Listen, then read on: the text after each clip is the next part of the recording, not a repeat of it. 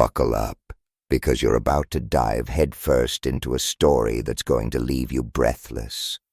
It was supposed to be the highlight of my year, maybe even my life.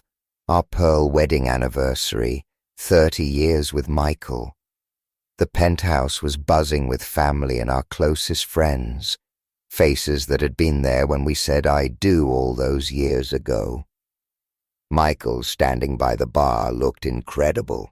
Always been a fitness fanatic, always strong, and now that salt and pepper thing was happening at his temples, just making him look like some kind of movie star silver fox. Those blue eyes, though, hadn't aged a day. Still had that same intensity that could melt me from across a room. I hoped, prayed, he still looked at me the same way. 52 wasn't 22, and maybe I was carrying a few extra pounds. Okay, maybe closer to 10. But I'd splashed out on a knockout dress, killer heels that were probably going to cripple me by midnight, all to look perfect for him, for us, tonight. The city skyline glittered outside the floor-to-ceiling windows. The party hummed with laughter and clinking glasses. Our kids, nieces, nephews, everyone had pitched in, turning our apartment into party central. We'd skip the cheesy speeches, letting the vibe speak for itself. Later, as the band kicked into a slow song, Michael took my hand, led me to the dance floor. Suddenly, everything else faded away. Just us, swaying, lost in the music, the New York night swirling around us. It was like stepping back into our wedding, 30 years just melting away. Michael's smile was there, but it was tinged with something else. Melancholy. He leaned in, his breath warm against my ear. "Thank you," he whispered, "for 30 incredible years." My heart swelled. I smiled back, genuinely touched. "Thank you," I replied. "You've been the perfect husband." "You've been the perfect wife," he echoed, but something in his tone hung in the air, heavy, unspoken. I sensed a shift, a tremor beneath the surface of the perfect evening. Before I could ask, before I could even really register the change, he continued, his voice dropping even lower. "I noticed you only glanced at him once tonight." "Wait, what?" My pulse hitched. "Sorry, what are you talking about?" I feigned confusion, trying to play it cool, but my heart was already hammering against my ribs. Michael's eyes, those piercing blue eyes, hardened, the warmth draining out of them, replaced by a glacial chill. "Don't lie, Jessica. Not after 30 years. I think I deserve the damn truth." I froze. The music seemed to warp, the laughter around us fading into a muffled hum. My stomach plummeted. "Who?" I managed to whisper, my voice barely a breath. "Richard Harding," he said, each word like a shard of ice. "Your boss, your goddamn lover. Unlike you, he can't keep his eyes off you." A wave of nausea rolled over me, hot and sickening. I fought to keep my face composed, to hold on to the crumbling facade of the perfect night. Tears welled, blurring my vision, and I desperately prayed that anyone watching would just think it was anniversary emotion, not the nuclear bomb that had just detonated in the middle of our party. "Don't cry, Jessica," Michael said, his voice cold, controlled, deadly calm. "You're the one who screwed this up, not me. And I'm not making a scene in front of everyone, Let's just keep dancing." I couldn't speak, couldn't argue, just nodded, a jerky, almost imperceptible movement, my world shattering into a million pieces inside. How do you know about Richard?" I finally choked out, the question a painful rasp in my throat. "I've been watching," he said, his gaze fixed on something beyond me, something distant and bleak. "How long has this been going on?" He needed to know, needed to quantify the betrayal, to put a timeline on the destruction of our life. "A few months," I whispered, the words tasting like ash, like admitting to a crime. Each syllable felt like another nail hammered into the coffin of our marriage. Michael's voice dropped even further, a low, dangerous rumble of controlled anger. "How often do you see him?" The question was a trap. I knew it, but I couldn't lie. Not anymore. Not now. "Business trips," I stammered, my voice trembling. "Every few weeks. It's not what you think. Nothing. Wild." He lost Emily, Michael. He was grieving. I was just trying to help him through it. Trying to make it sound noble, selfless, anything but what it was. Michael's laughter ripped through the air, harsh, bitter, devoid of any humor. "Noble of you," he spat, "spreading your legs to console him. How incredibly kind of you, Jessica." "Stop it," I pleaded, my voice breaking, the carefully constructed composure finally cracking. "It wasn't like that. It was about connection, understanding." "Love?" he scoffed, the word dripping with contempt. "You love him?" He needed to hear it, needed to know the depth of the betrayal, the extent of the damage. I have feelings for him," I admitted, unable to meet his gaze, shame burning in my cheeks. "But not like you, Michael. Never like you." The silence descended again, heavier now, suffocating. The music played on, oblivious, cheerful, a cruel counterpoint to the devastation unfolding between us. I knew with a chilling certainty what was coming next. He was right. I had betrayed him, no matter how I tried to rationalize it, to soften the edges of my infidelity. "You knew what this would cost us," Michael said, his voice low, flat, devoid of emotion. "But I'm guessing you were going to say it was a terrible mistake, that you'll never see him again. Am I wrong?" He was giving me an out, a chance to lie, to minimize, to maybe, just maybe, salvage something. But the lies had brought us here, to this breaking point. More lies wouldn't fix it. I don't know," I whispered, the words barely audible, lost in the music, lost in the ruins of our anniversary party. "I honestly don't know." We kept dancing, a macabre waltz in the middle of our shattered celebration, the room shrinking around us, the walls closing in. Our kids were watching, oblivious to the silent explosion tearing their parents apart.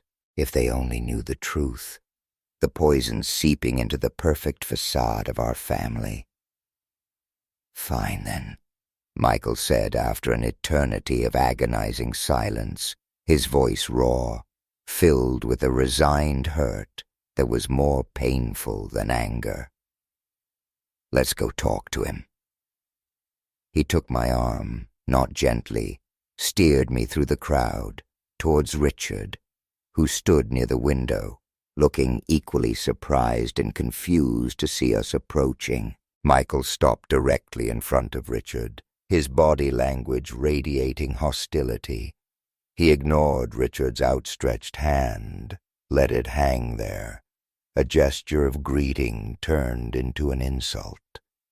Richard quickly withdrew his hand, confusion etched on his face. I don't understand what's going on," he began, his voice hesitant, uncertain. But Michael didn't let him finish. "You know exactly what's going on, Richard. Now tell me about your relationship with my wife." Richard hesitated, his eyes flicking to me, then back to Michael. A muscle twitched in his jaw. Then his shoulders squared, his gaze hardening with a defiant resolve. "I love Jessica," he said, the words simple, stark, brutal. They sliced through the air, sharp and cold as a knife, piercing the fragile remnants of our carefully constructed world. "I'm sorry if it hurts you, Michael," Richard continued, his voice steady now, "but I can't regret my feelings for her." "Love?" Michael's voice was laced with disbelief, bordering on hysteria. "You're using my wife to heal from your own grief? You actually think I'm just going to stand here and let that go? It wasn't supposed to happen like this," Richard said quickly, desperation creeping into his voice. She saved me, Michael. If it wasn't for Jessica, I honestly don't think I'd still be here. I never meant for this to happen, but I couldn't help how I feel. Saving you, huh? Michael's tone dripped with venom, every word a corrosive acid. Is that what this is? You use the death of your wife as some kind of sick excuse to steal mine. Richard recoiled, as if physically struck by Michael's words, the accusation hitting its mark with brutal accuracy. It's not like that, Michael, he stammered, his voice shaking now, the bravado crumbling. We grew closer. She helped me through a really dark time. You took what was mine. Michael spat, turning away from Richard, his gaze locking on mine, filled with a pain that was almost unbearable to witness. Just get out of my sight, Harding. Get out. Richard didn't argue, didn't try to defend himself further. He just backed away, his eyes meeting mine for a fleeting moment, a silent apology, a shared understanding of the wreckage we had created. I'm sorry, Jessica, he muttered, the words barely audible, before disappearing into the dispersing crowd, swallowed by the remnants of our shattered celebration. The second Richard was gone, Michael turned back to me, his face a mask of cold fury. You've embarrassed us, Jessica. You've humiliated me in front of everyone we know, and I promise you, you will not forget this night. Now let's finish this goddamn charade.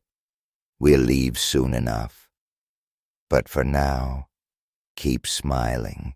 He forced a smile onto his own face, a grotesque parody of happiness, and held out his hand for me to take, a command, not an invitation. I nodded, numb, my heart sinking deeper into the abyss. The weight of everything crashed down on me, suffocating, crushing. This celebration, this night that was supposed to be about us, about 30 years of love, was now a cruel, twisted joke.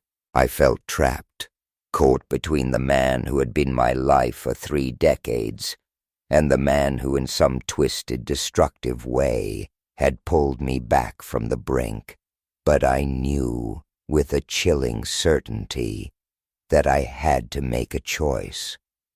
If there was even anything left to choose from, if I could even find my way back to the love I thought I had known with Michael.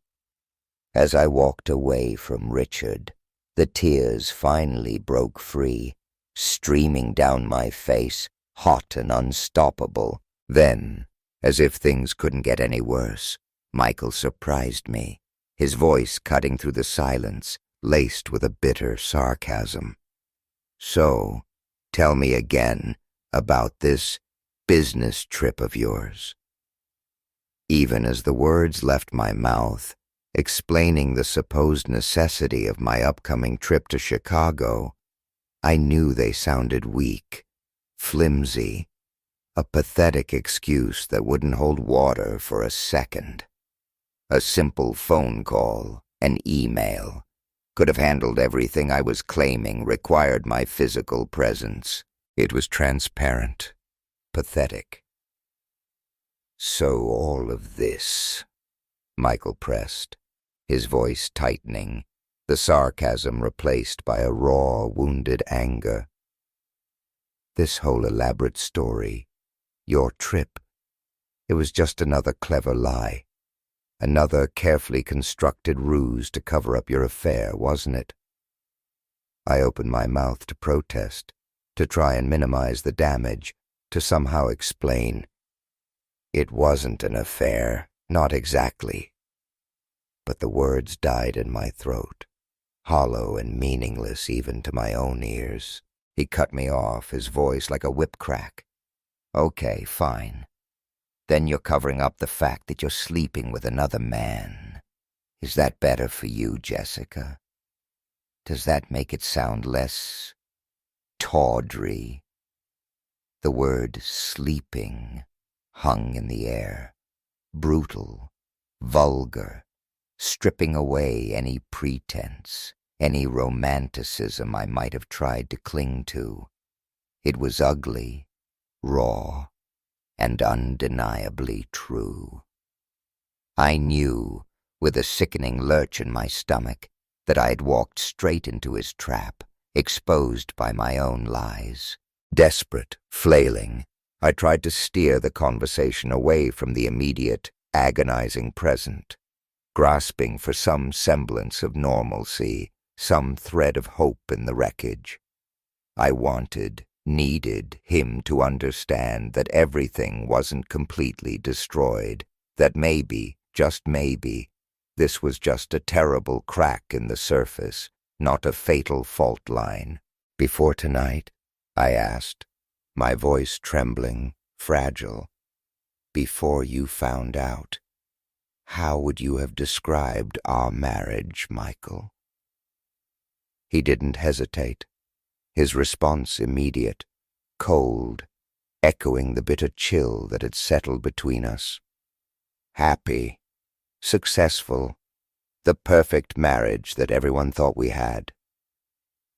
His voice was flat, devoid of any warmth, as if he were deliberately matching my own bitter tone, mirroring the emptiness I felt inside.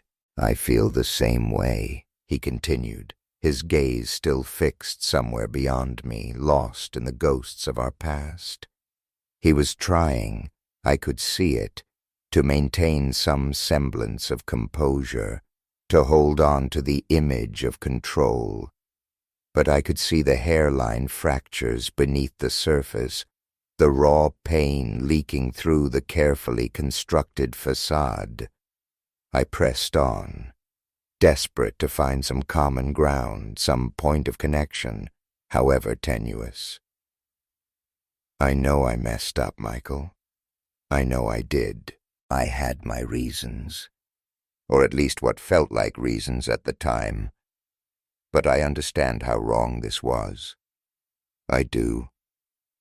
I've always tried to be the best wife for you, you know that. We've had a perfect life together." He cut me off again, his voice hardening, turning brittle. "Except for the fact that you're sleeping with someone else. except for the fact that you've been building this perfect marriage on a foundation of lies. Pretty big. Except, wouldn't you say, Jessica?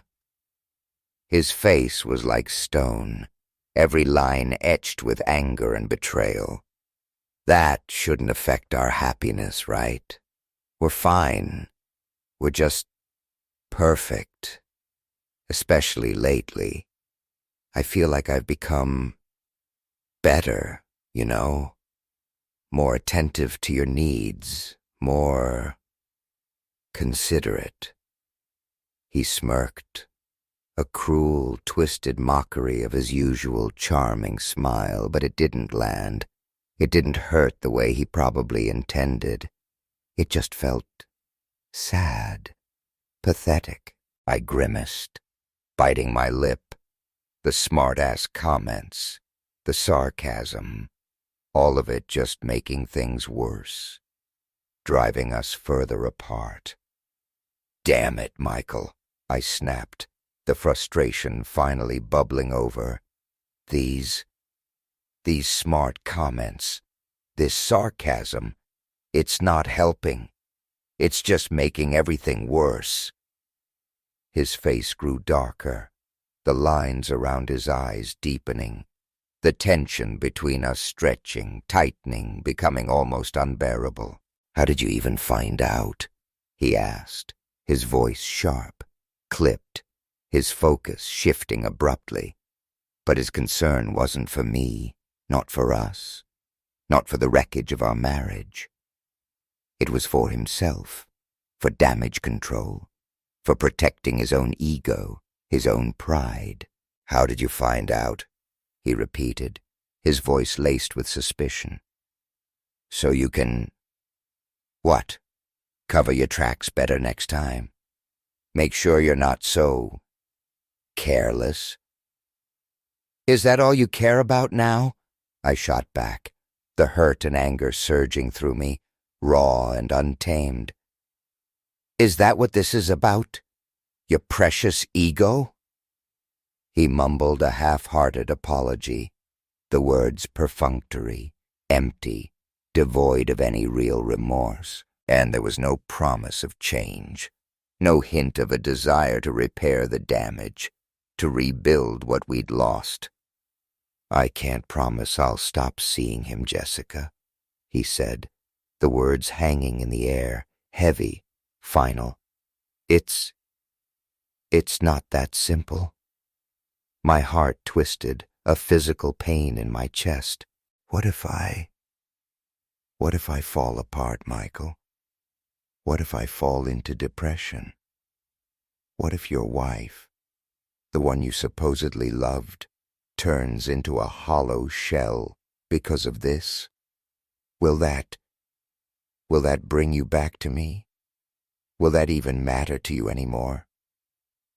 The raw hurt spilled out of me, a torrent of pain and desperation, and yet his next words shattered everything, obliterating any lingering hope, any foolish fantasy of reconciliation. I want you to leave. The words hung in the air, cold, brutal, definitive. What? I whispered, unable to process the finality of his statement. This is my home too, Michael. Our home. Not anymore, he said, his voice flat, unwavering. Leave now, Jessica. Just go to hell. Before I do something I'll regret. That was it. The end. I couldn't hold it in any longer. I turned and fled, running blindly out of the penthouse, out of our life, tears streaming down my face, the city lights blurring into streaks of meaningless color. Wendy's. She was the only one I could even think of turning to, the only person who knew even a sliver of what had been happening. I practically burst through her apartment door, a broken mess of tears and accusations. Michael threw me out, I sobbed, collapsing onto a couch, the words tumbling out in a rush of pain and anger. Wendy, the only way he could have known, the only way he could have found out about Richard, is if you told him. I was angry, heartbroken, consumed by a burning sense of betrayal. Wendy's silence was chilling, a cold, impenetrable wall. She didn't deny it, didn't confirm it, just sat there, her expression unreadable. Finally she spoke, her voice quiet, measured, but laced with a chilling detachment. "I didn't say a word, Jessica," she replied, the words hanging in the air, deliberately ambiguous. It wasn't an outright denial, but it wasn't a confirmation either. And in that moment, that calculated ambiguity, the knife twisted deeper. The betrayal felt sharper, more agonizing coming from Wendy, my supposed friend. "How could you?" I cried, the question raw, desperate. "How could you betray me like this? Destroy everything I've worked for, everything I thought we had?" Her response stunned me, cold, cutting, utterly unexpected. "You know what, Jessica? Get a grip. I'm Michael's friend too, not just yours. I've known him for over 30 years, longer than you have. I've told you, repeatedly, that this whole thing with Richard was madness, a train wreck waiting to happen. I didn't tell him anything. But I've been keeping your dirty little secret for months now, watching you lie to his face, destroy your marriage. So maybe you should stop playing the victim here. You've been avoiding him, lying to him, keeping him completely in the dark. What did you honestly expect? So you've been, what? Spying on me? Judging me?" I said, the rage building, hot and furious. "You're the one who betrayed Michael, Jessica. Not me, not him. You destroyed your own life. Now get out of my apartment. I'm done with this whole mess." Getting thrown out again. It felt like some kind of cruel cosmic joke, a twisted twist of fate. But it wasn't over. Where to go? Nowhere felt safe. Nowhere felt right. Mom's place? Too many questions, too much pity. Richard? Absolutely not. That would just make everything 1,000 times worse. Mom's it was. I ended up back in my childhood bedroom, surrounded by faded wallpaper and ghosts of a life I'd long outgrown. I tried to downplay everything, to minimize the catastrophe, but Mom's knowing glances, her silent, watchful presence, spoke volumes. She saw through the flimsy facade. She knew something was terribly wrong, and the thoughts, relentless, unforgiving, pounded in my head. I needed to do something, something drastic, anything to fix this, to undo the damage, to somehow rewind the clock. An idea struck, a desperate, last-ditch attempt to salvage something from the wreckage. I grabbed my phone, my fingers trembling as I dialed Michael's number. He answered on the 3rd ring, his voice flat, wary. "It's me," I said, my voice barely a whisper. "I'm on my way over. We need to talk." When I arrived back at the penthouse, the scene that greeted me was even more surreal, more unexpected than anything I could have imagined.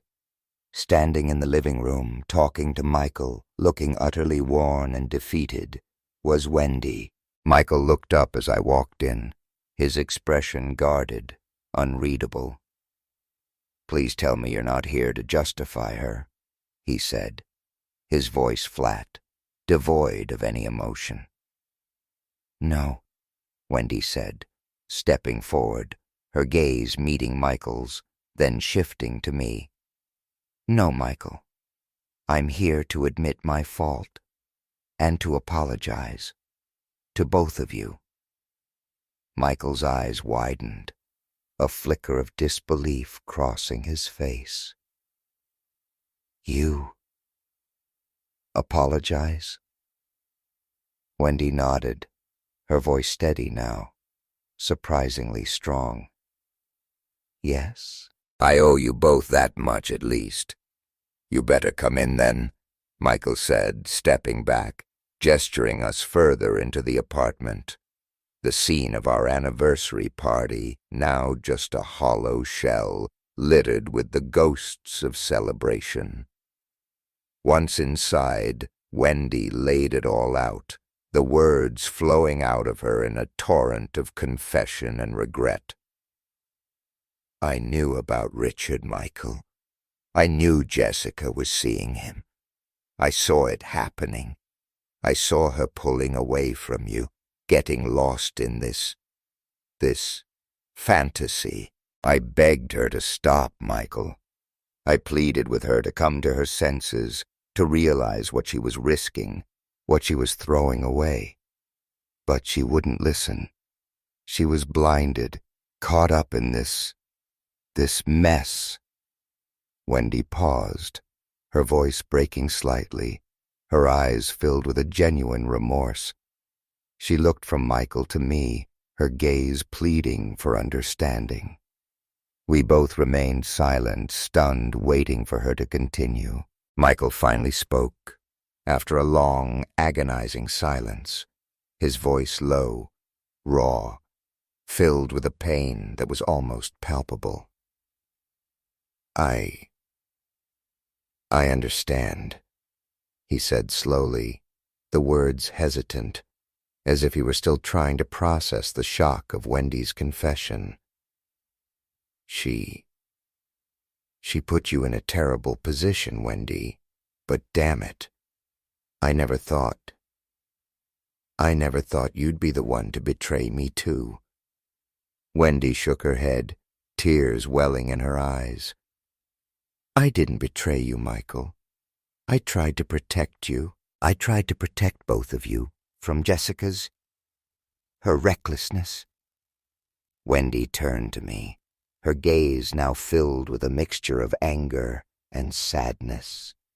She saw herself as some kind of savior, a heroine in Richard's life, but now all she's done is ruin everything. She has no idea what she's lost, who she needs more, you or him.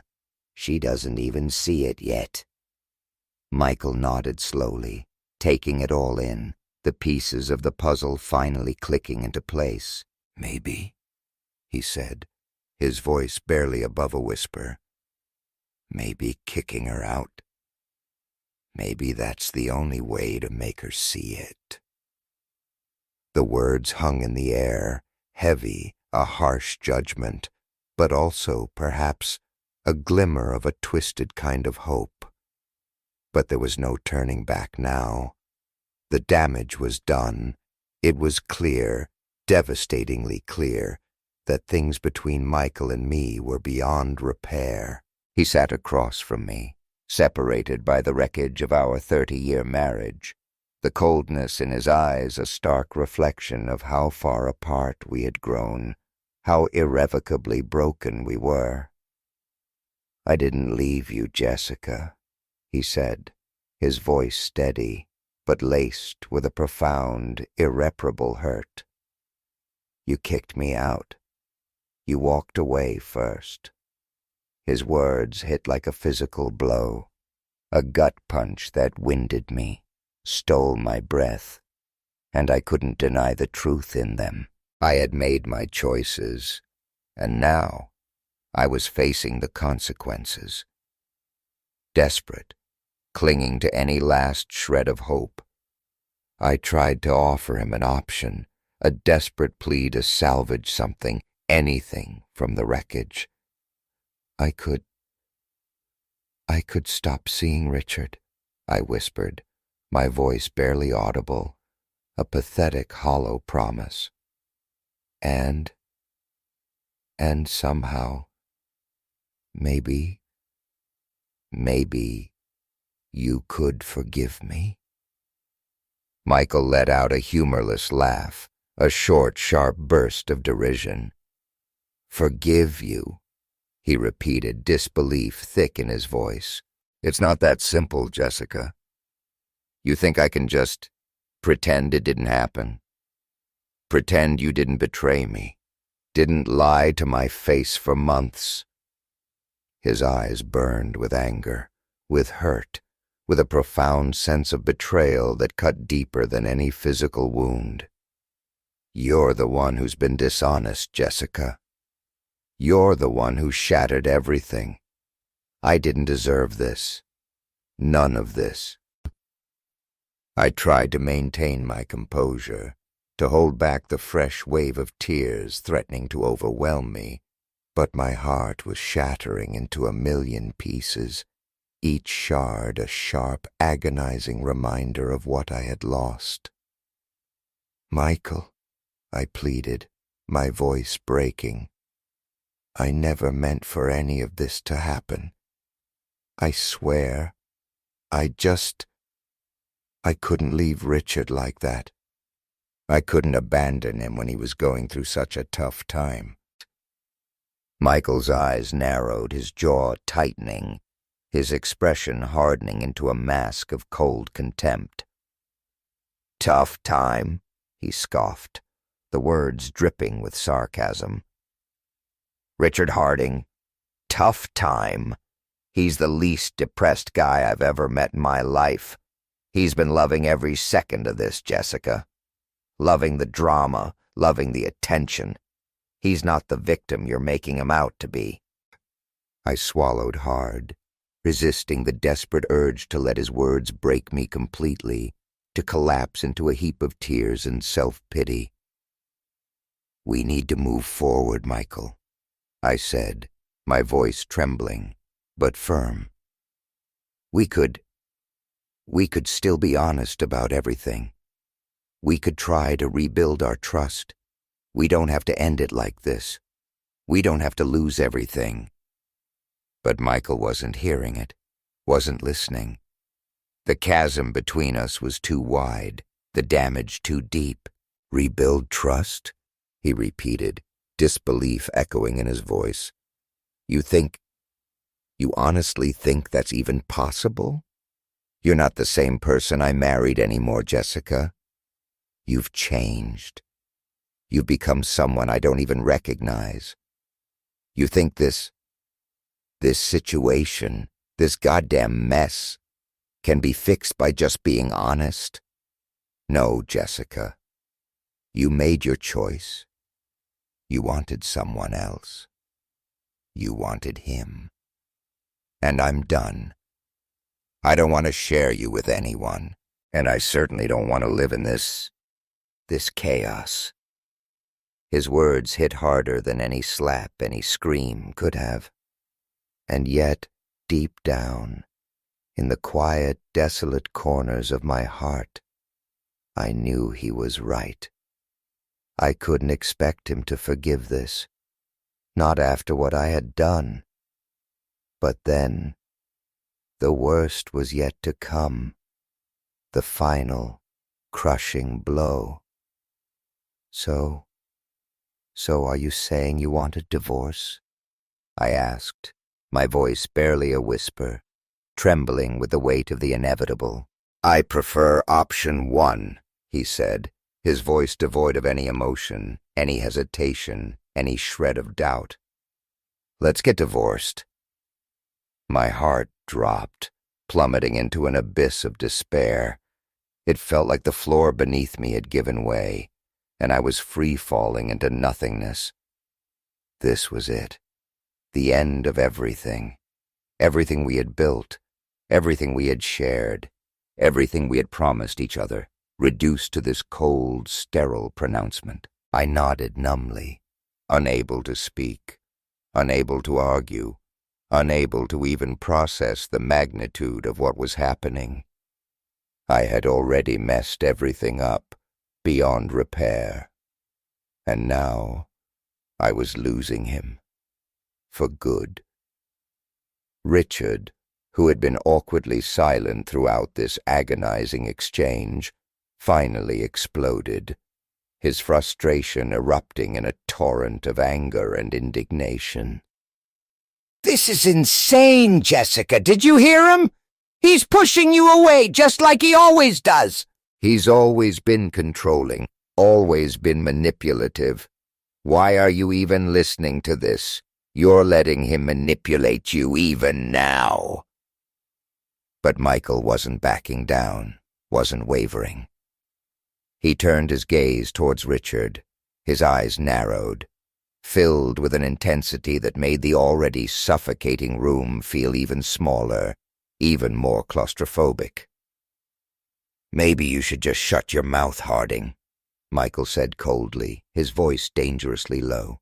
"Maybe you should stop playing the goddamn hero, because I'm starting to wonder if you're the one who planted the idea of a divorce in her head in the first place. You think she's going to leave me for you? You think she's actually going to choose you? You're delusional, Harding. She's playing you too." Richard shot back, his face flushing crimson with anger. "That's not true, Michael. We're just friends, Jessica and I. And I'm not trying to take her from you, I swear." The tension in the room was unbearable, thick enough to choke on. But I couldn't ignore the seed of doubt Michael had planted. The chilling possibility that Richard, in his own twisted way, had been working against me all along. Had I really been that blind, that foolish? Had I been played, manipulated by both of them? The thought made my stomach churn, a sickening wave of nausea washing over me. Michael's voice broke through my spiraling thoughts, his words cutting through the noise, the chaos, the confusion. "You've made your choices, Jessica. I've tried. I've been patient, more patient than any man should have to be. But this is enough. I'm done. You wanted someone else. You wanted him. Fine. Go. Be with him. See how happy that makes you." I shook my head, tears streaming down my face again, the weight of his words crushing me, suffocating me. "I never wanted this, Michael. I swear to God, I never wanted to hurt you. Please, please don't leave me. Please don't do this." But Michael was resolute, unyielding, his decision final. "You made your bed, Jessica. Now you have to lie in it. And if you really think I'm going to forgive you and pretend that everything is okay, that we can just go back to the way things were, you're wrong. You're dead wrong." The finality of his words crashed over me like a tidal wave, obliterating any last vestige of hope. I wanted to scream, to beg him to stay, to promise him anything, everything.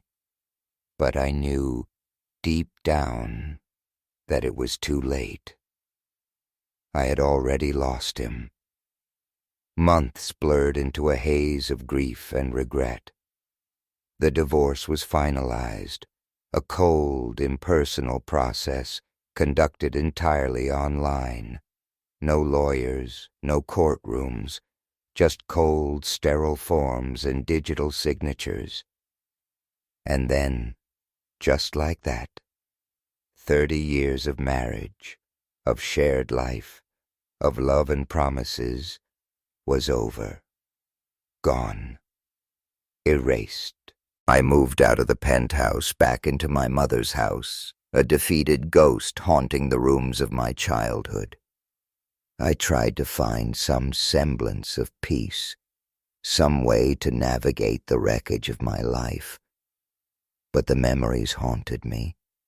Every corner of that house, every familiar object, a painful reminder of what I had lost, of how easily how carelessly everything had slipped through my fingers. I thought about our wedding day, the joyous celebration, the unwavering hope for the future. I thought about Michael's smile, his laugh, his steady presence in my life, the unwavering support he had always offered. And now I was alone, utterly, devastatingly alone, faced with the bitter aftermath of my own choices, the crushing weight of my own mistakes. The guilt weighed on me like a physical burden, a heavy stone lodged in my chest, suffocating me from the inside out. I had betrayed him. I had betrayed us. I had destroyed everything we had built together. And now, no matter how desperately I wish things were different, no matter how fiercely I longed to rewind time, to undo the damage I had caused, they could never be the same again. I tried to explain myself to my family, to make them understand the complexities of the situation, the tangled web of emotions that had led me down this destructive path. But they couldn't understand. They couldn't comprehend how I could have chosen this, how I could have willingly sacrificed everything for a fleeting connection, for a moment of misplaced passion. The whispers behind my back, the silent judgment in their eyes, the subtle but unmistakable distance they created, it all crushed me, a constant, suffocating pressure. My children, once so close, so loving, began to distance themselves, their phone calls less frequent, their visits shorter, their eyes filled with a mixture of pity and something that felt disturbingly like shame. It was as if they were ashamed of me, ashamed of what I had done, ashamed of the scandal I had brought upon our family. The trust we had once shared, the unbreakable bond of family, was shattered, fragmented into irreparable pieces, and nothing I knew would ever truly repair it. Richard tried to contact me, his calls unanswered, his messages ignored. I couldn't bring myself to speak to him, to face him, to even acknowledge his existence. He was no better than the rest of it, no better than the mess I had created. He was just a part of the problem, a distraction from the real issue, a catalyst for the destruction of my own life. And now, with Michael gone, with everything I had ever valued ripped away from me, I was left to face the bitter truth alone, in the quiet solitude of my mother's house. I had betrayed the one person who had truly cared for me, the one person who had loved me unconditionally for 30 years. And in doing so, I had lost everything, irretrievably, irreparably. I couldn't take it back. I couldn't undo the damage I had caused. As I sat in the quiet, echoing silence of my mother's house, surrounded by the ghosts of my past and the crushing weight of my present, I realized the bitter, agonizing truth. I had destroyed the only thing that had ever truly mattered to me, and in the ruins of my own making, there was nothing left but regret.